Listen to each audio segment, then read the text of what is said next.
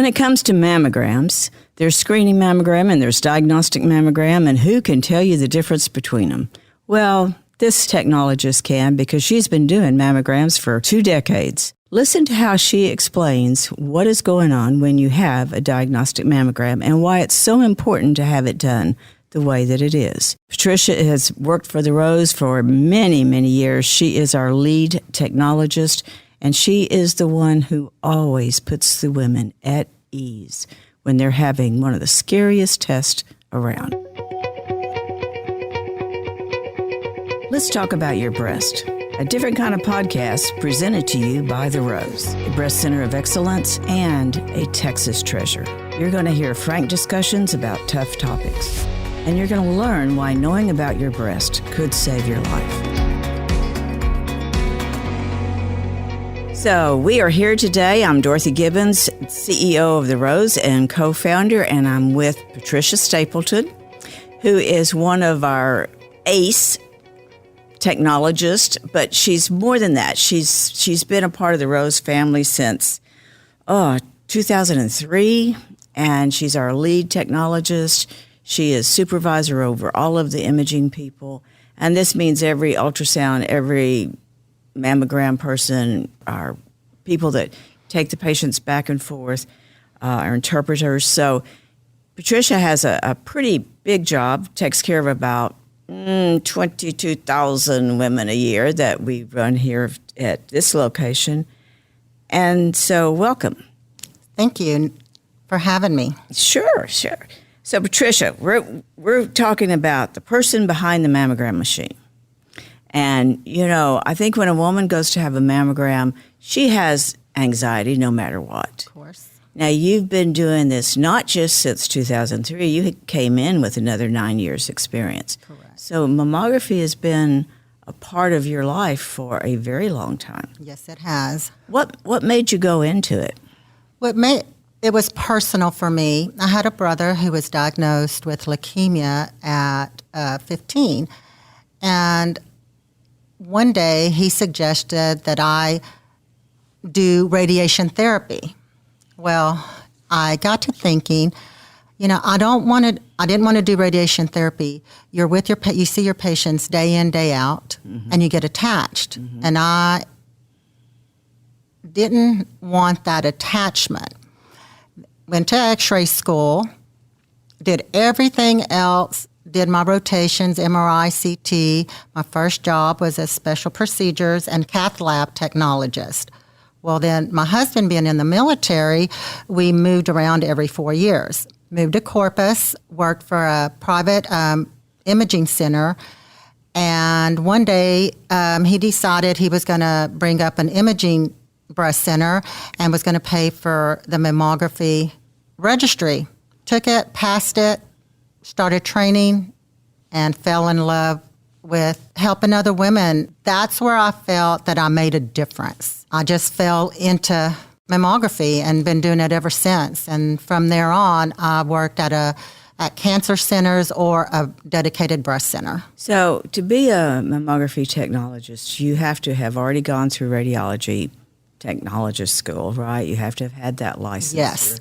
And then you have to do another. Well, what I did is I trained on the job. Ah. And then I had my certification. So you do your 2 years of x-ray school or whatever x-ray program you decide to sign up for, and then you train on the job and get your certification. Ah. So, and all of our mammography technologists are registered. Yes, right. they're breast mammographers, and we also all our ultrasound technologists are registered as well. We have several mammographers who are also certified breast ultrasonographers. So why is that important to be what we call multimodality, but it means that you can do more than one procedure? Well, it helps you in the overall care of the patient, helps you understand what images and what studies are needed to get the area concerned or get the job done. And it's just more knowledge. So I think it's so interesting that you said you didn't really want to be attached. We have patients who come in and go, Patricia's the only one who can do me. I mean, you know your patients. You talk to them. You become a part of their extended family. So, I mean, there's a lot of difference in doing mammography. Yes, there is. And I was just thinking about that this morning as I was walking about certain family that, I've become attached to, and we're friends outside of work as well. Or this is a month where patients come in and they request myself, and I have to make sure, the schedulers make sure that I'm going to be here. I put them on the schedule and make sure I wait.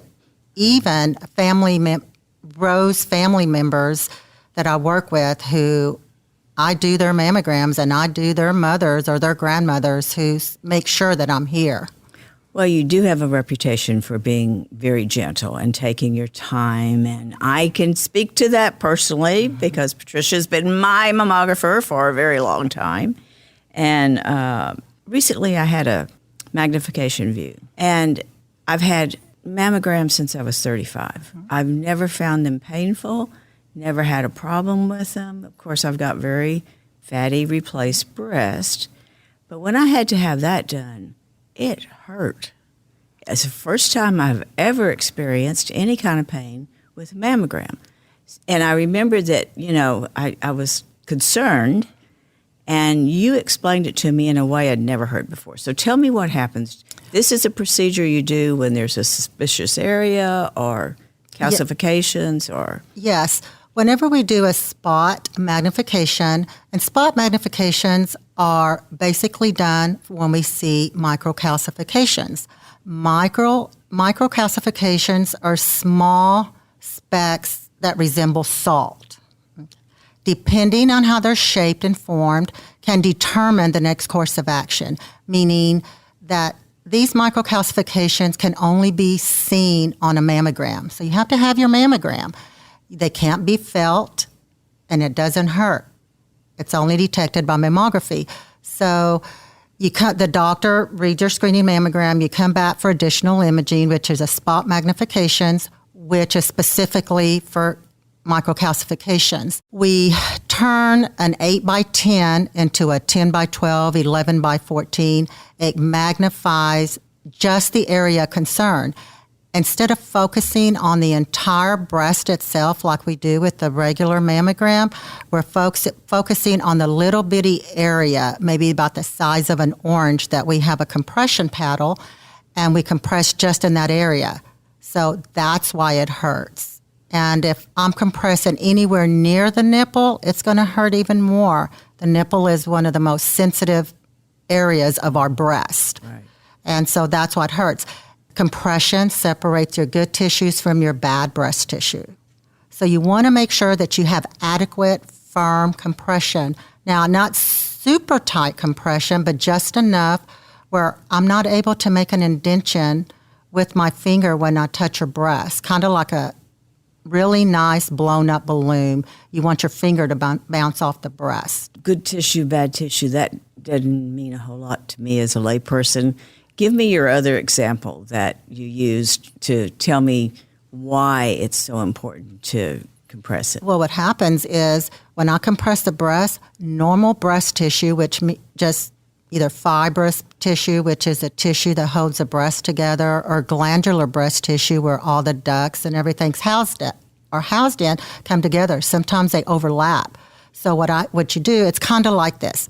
Okay, I hand you a ball of putty, Dorothy, a silly putty, and I put a little bitty rock in there and I say, here, find that rock for me.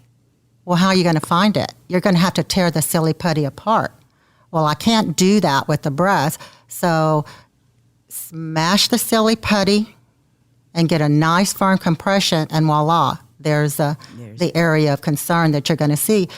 And again, when you're doing mammography, now that everything's digital is very unforgiving, kind of like whenever the newscasters on TV and they got a big old spot on their dress, you're going to see it.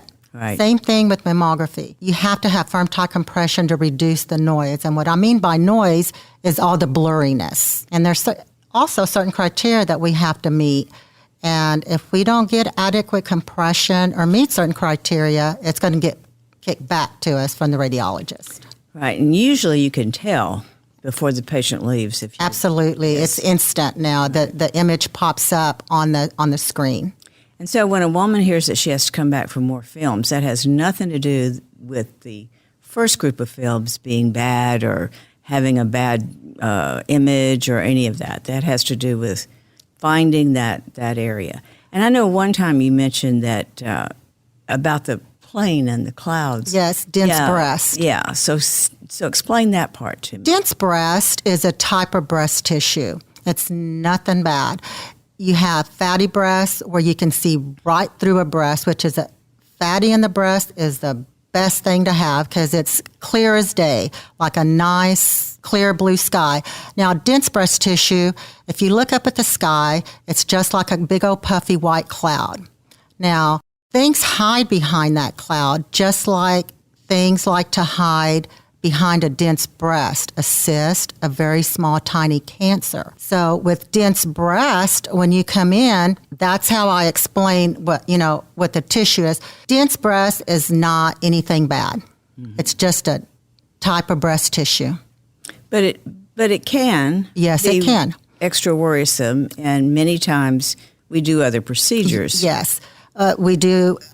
3D is very good for dense breast. However, if something is ultrasound, an adjunct to mammography helps differentiate if we do see a lump on mammography or if we see nothing and you have a dense breast, the radiologist is still going to recommend you do an ultrasound because it's going to pick up that solid or that cyst that's behind that cloud or that little bird that's behind the cloud once you start separating it.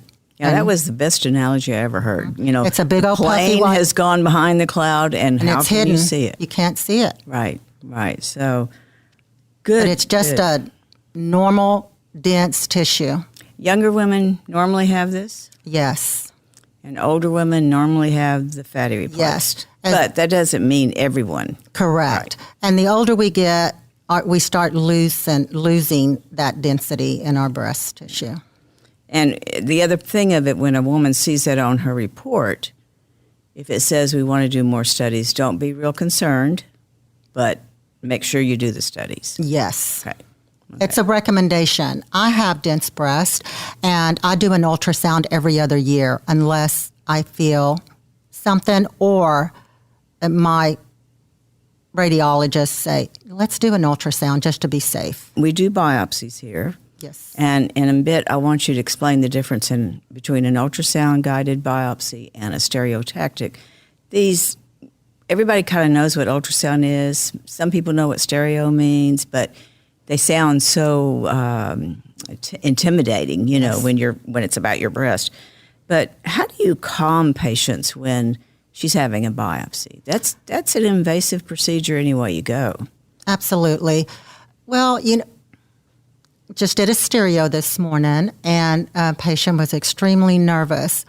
We bring them in, chat with them, explain the procedure from start to finish, and we walk them through the procedure and mix in a little bit of personal and the procedure as we're going along to try to take their mind off the procedure. But every inch of the way explaining what the next step is as well. And most patients, in just explaining the procedure in detail, calms them. Mm-hmm. Mm-hmm. And we have the doctor and the technologist running the equipment, and then we have a tech assistant who's on the other side of the patient talking to him and looking at the woman's facial expressions, because women are very strong and very stoic.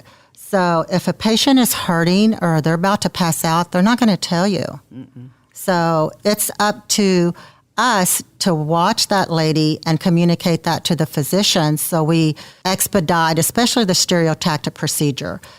On the stereotactic, the difference between the ultrasound core biopsy is that the area concerned is better visualized mammographically. Mm-hmm. So our approach is going to be stereotactically.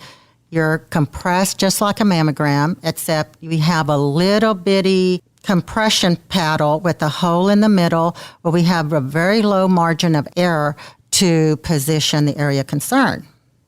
And we take 15-degree angles from right to left, which tells us the exact location and depth of the area concerned. And again, that's usually calcifications and asymmetry that's only seen on one view, and it's not seen by ultrasound. Mm-hmm. It's more invasive. You're compressed. A little bit bigger guide that goes in to collect the sample of breast tissue. It lasts, we schedule the procedure an hour. It takes us anywhere from 20 to 30 minutes from start to finish. Mm-hmm. And we rush our doctors rush us to hurry up and get the patient in and out. I mean, because you don't want them to be in that compression that no, long. I wouldn't want to be in that compression thinking and visualizing the guide going around the breast, collecting samples of tissue. Right. So I think that's real important. Whether it's an ultrasound or whether it's stereotactic, you're actually getting tissue. Yes. With the biopsy device. It's not fluids, it's not cells, it's an actual core biopsy. Yes. It's just a day-to-day term when you're in this field, but for a woman it sounds very... It sounds really scary. It is. And we assure the patient this is the alternative to surgery. Mm-hmm. I know that when stereotactic first came out was back like in 1984. And I remember that because I was in x-ray school. Ah. And I had, not in 1984, and I had to do a research paper. Ah. And that was what I did my research on. Mm-hmm. Lo and behold, all these years later, this is what I'm doing. So it's wonderful. Back before they had any of this, you'd go straight to surgery. They'd cut you and take out the piece of tissue or maybe even a mastectomy. Right. It would be a one-day surgery, in and out, but it was definitely, and cost-wise, it was awful astronomical for women, yes. And just to go in and get that core. And the results from that core biopsy are pretty darn good. I mean, yes. Yeah, they're very...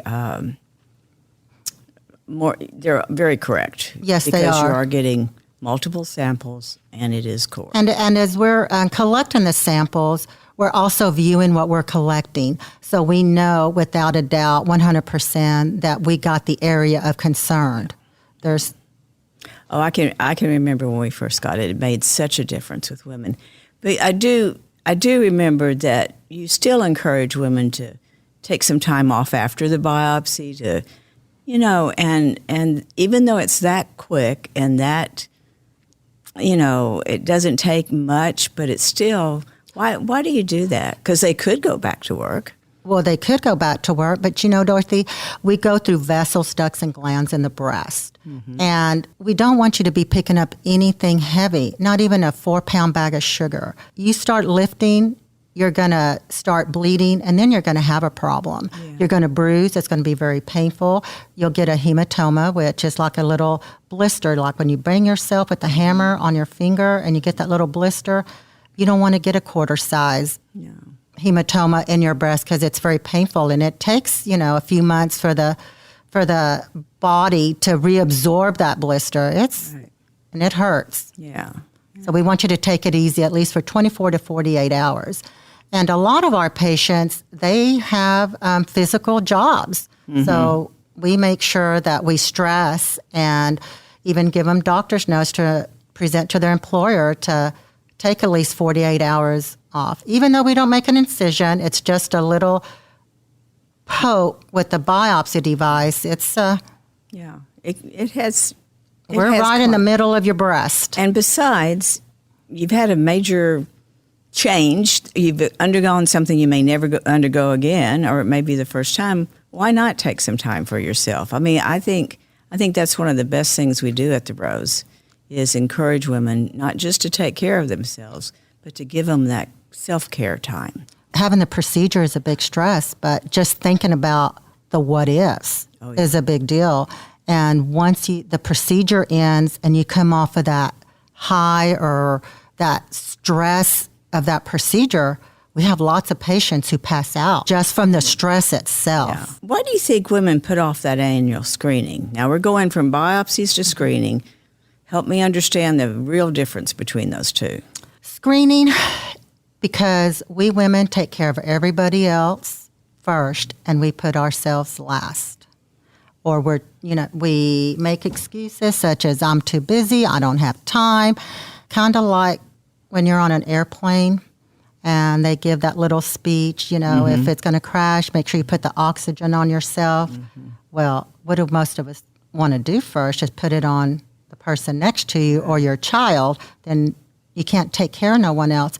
And we see that quite often, where the patient has gone over a year or 2 years, and they come in and all of a sudden there's something there in the breast because they missed a year.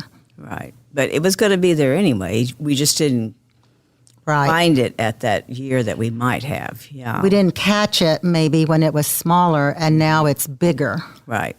So that's one of the other reasons why we really need to come in for our annual and take that time for ourselves. Exactly. And I'm going to be honest. I've been known to be 6 months to 8 months from having a mammogram, and I'm right there. Right. And when I have it is when I get like my third rose reminder letter or my third call that somebody's calling to remind me to have my mammogram, and I'm going, okay. I think that's fine for us to admit that. I've been there too, because we don't ever want to shame a woman. There's never going to be a lecture from us about why didn't you come in. We understand. We're women. We've been there. We experience the same thing. So I think our listeners need to hear that. Don't keep putting it off, but please understand we're certainly not going to make you feel bad about it. We want to make sure we find that. I always tell my patients, well, at least you're here today, and I'm glad to see you. So tell me how difficult it is to do a mammogram on a man. Not difficult at all. The most difficult part is trying to make them comfortable and not feel out of place, and making sure they understand that we're not skipping them and leaving them up front. We're waiting for the right room so we can bring them right straight into the room. And women aren't uncomfortable when men come to the back. It's the man that's uncomfortable coming to us. But it's the same as doing a small busted woman. No difference. No difference. No. And you go through the same process of explaining what you're going to do and why you're doing it. Yes, ma'am. We go through the same process. If they bring their wife with them, we also let the wife come in with them. It's much more relaxing for him, and the wife really gets a big kick out of it as well. So he can he can understand what women go through. It's kind of comical. We had a male gentleman this morning. So we do see a lot of men. We see quite a few men. What would you say is the most difficult part of your job? The most difficult part about my job is whenever you have to tell someone that they have breast cancer, or just by looking at the images that they have breast cancer. And again, most of these patients, you wind up knowing something about them because they share it with you in the exam room. They just went through a divorce. They have 3 small children, or they just lost a mom or a sister, and here they are with breast cancer. And knowing that this is going to be knowing more about them, yes. Knowing more about them, and that they're about to embark on the biggest journey of their life. You mentioned something earlier when we were just chit-chatting about the personality of a mammographer. So touch on that just a little bit. You're the one that said you are a little what? ADD. We mammographers, we're an acquired taste. Oh, okay. Okay. We are very ADD. We're constantly moving about and trying to do so many different things at taking care of the patient that's a hard question. Well, and I know most women can multitask, but when I listen to how you describe your day, or when I go back to the tech area, I mean, there's like a dozen conversations going on. There's different patients. There's calling the doctor. And most of us back in the area, I've been privileged to work with these ladies for many years, that we're a family. And that's exactly how we treat each other, as a family. And we know whenever we have to bark orders or request things from each other, and we get it done. Even though I'm the lead and imaging supervisor, if they need me, I jump. I know that they're not going to call me if they don't need me. Right. Walked in this morning, and one of the stereo techs goes, I need you in stereo, threw my stuff down, put my gloves on, my mask, my name tag, and ran in stereo and picked up like nothing. Mm-hmm. And they give me the same thing back. And that's what we give every patient and our doctors. Right. So with us, I know that I'm real pesky. And when I ask for something, I want it now. I'm very impatient. And I've had to learn to be patient. Right. And that I can't have an answer now. So you being the CEO, I know you've experienced that for me as well a couple of times. But for me, it's personal. It's all about the patient and taking care of the patient. I put myself in that patient's place, and I hate waiting. I hate waiting for results. And knowing what I do, I know that results shouldn't take 2 weeks. I know that most know now, and we push our doctors as well. Mm-hmm. We all have those patients that we need to give a little extra, and we do. Now, at one time, you would call patients to schedule their biopsies. Yes, we still do. Okay. And there's just a different level of discussion when the technologist is calling the patient. Correct. It's not just to schedule it. It's to kind of start that calming procedure right then. Yeah. And whoever calls is by that patient from start to finish to the post calls. Earlier you said your brother had leukemia. Mm-hmm. You've had a family with lots of illnesses. Yes. Do you think that makes you more compassionate? Absolutely, 100%. As you know, I just lost my baby sister, and 5 years ago, she was diagnosed with a rare cancer, glioblastoma of the spine, that left her she went from being a vibrant mother, sister, wife, counselor, social worker, doing volunteer work to a paraplegic, and then we just lost her in March. My entire life changed. The first 3 weeks of her life when she was at the hospital, I really got to see how we had to do better in caring for our patients and listening. Mm-hmm. And I also learned how to take care of the patient in a wheelchair. It made me more aware. It just made me see things so differently, made me more compassionate, more calming, more empathetic to every situation, personal and professional. Do you ever find yourself just hating cancer? Hating, yes, and not understanding why it happens. But I know it's a real thing. It's one of those things that I try not to ask why. It's just one of those things that I put back in a file and as I don't understand and just leave it there. Yeah. And try to make a difference rather than being depressed or dwelling on it. Try to make a difference in someone else. You've seen patients who have not survived. You've had that in your own family. What do you do to take care of Patricia? Well, that's hard. I have learned to say no. I've learned to take care of me. And I've also learned to let go of those who can't carry me while I'm here.